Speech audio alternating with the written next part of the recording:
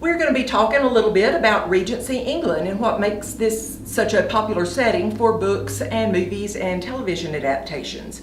First of all, let me explain the term. A woman came up to me once at a book signing and said, Regency, England. Now, is that anywhere close to London?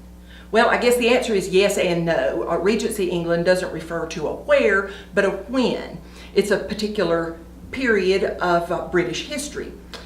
To give you some background setting, if you'll think back to the American Revolution of 1776, if you'll remember your history from high school, the King of England at that time was George III. And because of this, because we were fighting against him, we as Americans tend to think of him as the villain of the piece. But in some ways, George III was a tragic figure. And by 1788, 5 years or so after the war was over, it became clear that he was up against another enemy, fighting another battle that he would eventually lose, this one to insanity, his own. Modern medicine tells us that he was probably suffering from porphyria, which is treatable today, but at that time it was not. In fact, his doctors had no idea what was causing the strange kind of behavior he exhibited. He would go through bouts where he would talk nonstop for 24 hours at a stretch. On one occasion, he tried to shake hands with a tree, firmly convinced that it was the King of Prussia.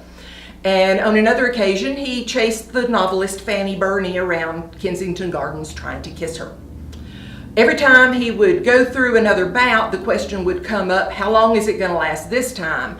And how long will it be before the next one? And at what point do we say, okay, George III is no longer mentally competent to rule?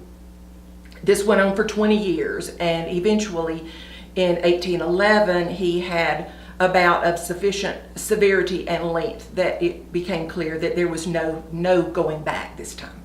So in 1811, Parliament voted to recognize George III's oldest son, the Prince of Wales, as Prince Regent, and he would rule in his father's place. That's where the term Regency comes from. The Prince Regent held this title and this position until 1820, when George III died, at which point the Prince Regent became King George IV.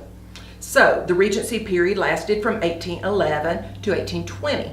To put this in perspective, there are more than 2,000 years of recorded British history, from the time the Romans made contact in 55 BC to the present. So, in this long history, what is it about this 9-year sliver of time that makes it so popular for books and movies and television miniseries? I have a few theories about that I'd like to share with you.